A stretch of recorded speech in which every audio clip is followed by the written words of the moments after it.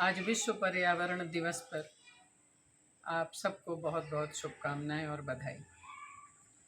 जैसा कि हम सब जानते हैं, हमेशा से पढ़ते आ रहे हैं कि पर्यावरण हमारे चारों तरफ का वो आवरण है जो प्रकृति ने हमें दिया है, और इस पर्यावरण की सुरक्षा के लिए 50 वर्षों से हम ये पर्यावरण दिवस मनाते आ रहे हैं और जागरूकता उत्पन्न करते आ रहे हैं। पर्यावरण में प्रकृति द्वारा प्रदत्त सभी उपादानों में वृक्ष सबसे ज़्यादा महत्वपूर्ण है, क्योंकि वृक्षों पर ये दायित्व है कि वो हमारे इस पर्यावरण को शुद्ध रखें।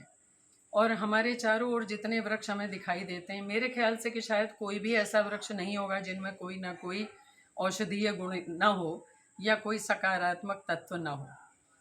वृक्ष जहाँ एक तरफ सौंदर्य की वृद्धि करते हैं, फल फूल देते हैं, अनाज देते हैं, वहीं दूसरी ओर हमें चिकित्सकीय उपादान भी प्रदान करते हैं, यानी जिनमें औषधीय गुण होते हैं। हमारे यहाँ वैदिक काल से पीपल, बरगद, आम, ये तो कॉमन पेड़ हैं। नीम, जिसमें नीम को तो डॉक्टर कहा जाता है कि वैद्य है नीम, तो नीम में जितने औषधीय गुण हैं उतने शायद किसी दूसरे वृक्ष में ना हो, और हम नीम के पेड़ को सर्वव्यापक देते हैं, सब जगह नीम का पेड़ होता है। लेकिन इसके साथ ही एक तुलसी ऐसा पौधा है कि जिसको हम पूजा की दृष्टि से भी, सामाजिक दृष्टि से भी और औषधीय दृष्टि से भी सर्वोपरि मानते हैं। हमारे यहाँ पुराणों में तुलसी का महत्व बताया गया है, तुलसी को पूजा गया है, तुलसी को ये माना गया है कि ये श्रापग्रस्त वृंदा थी जो तुलसी के रूप में अवतरित हुई और भगवान कृष्ण को प्यारी हुई, और आज भी भगवान कृष्ण को शालिग्राम रूप में चढ़ाई जाती है। जब तक शालिग्राम पर तुलसी न चढ़ाई जाए, पूजा अधूरी मानी जाती है। सामाजिक रूप से तुलसी सर्वव्यापक है, हर घर में पाई जाती है, और उसको एक समाज में एक आदरणीय दर्जा प्राप्त है, पूजनीय दर्जा प्राप्त है, और औषधियों का गुण का तो खजाना है। तुलसी में खांसी जुकाम हो, घर से पत्ते तोड़े, काढ़ा बनाया, बच्चे को पिला दिया। तुलसी की पत्तियों को पीसकर अवलेह बनाकर उसका दूध के साथ पी लेना, पानी के साथ पी लेना, कैंसर तक की बीमारियों का इलाज बताया गया। तुलसी के लिए ये भी कहा जाता है कि जिस घर में तुलसी होती है उस घर में कभी बिजली नहीं गिरती, कितनी भी भयंकर आंधी तूफान आ जाए। आज विश्व पर्यावरण दिवस पर आप सबको बहुत बहुत शुभकामनाएं और बधाई।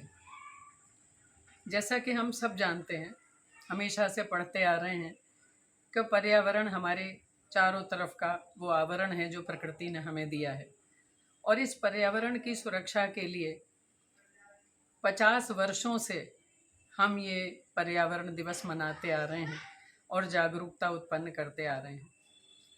पर्यावरण में प्रकृति द्वारा प्रदत्त सभी उपादानों में वृक्ष सबसे ज़्यादा महत्वपूर्ण है, क्योंकि वृक्षों पर ये दायित्व है कि वो हमारे इस पर्यावरण को शुद्ध रखें।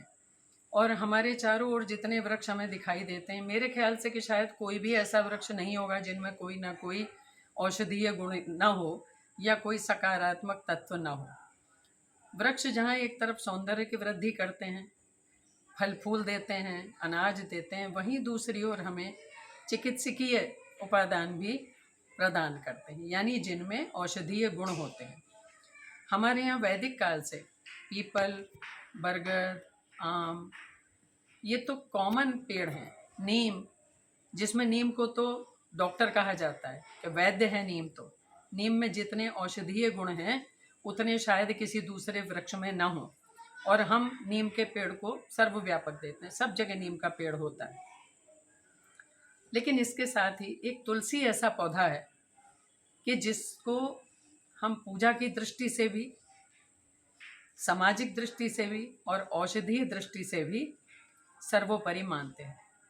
हमारे यहाँ पुराणों में तुलसी का महत्व बताया गया है, तुलसी को पूजा गया है, तुलसी को ये माना गया है कि ये श्रापग्रस्त वृंदा थी जो तुलसी के रूप में अवतरित हुई और भगवान कृष्ण को प्यारी हुई, और आज भी भगवान कृष्ण को शालिग्राम रूप में चढ़ाई जाती है। जब तक शालिग्राम पर तुलसी न चढ़ाई जाए, पूजा अधूरी मानी जाती है। सामाजिक रूप से तुलसी सर्वव्यापक है, हर घर में पाई जाती है और उसको एक समाज में एक आदरणीय दर्जा प्राप्त है, पूजनीय दर्जा प्राप्त है। और औषधियों का गुणों का तो खजाना है। तुलसी में खांसी जुकाम हो, घर से पत्ते तोड़े, काढ़ा बनाया, बच्चे को पिला दिया। तुलसी की पत्तियों को पीसकर अवलेह बनाकर उसका दूध के साथ पी लेना, पानी के साथ पी लेना, कैंसर तक की बीमारियों का इलाज बताया गया है। तुलसी के लिए ये भी कहा जाता है कि जिस घर में तुलसी होती है उस घर में कभी बिजली नहीं गिरती, कितनी भी भयंकर आंधी तूफान आ जाए।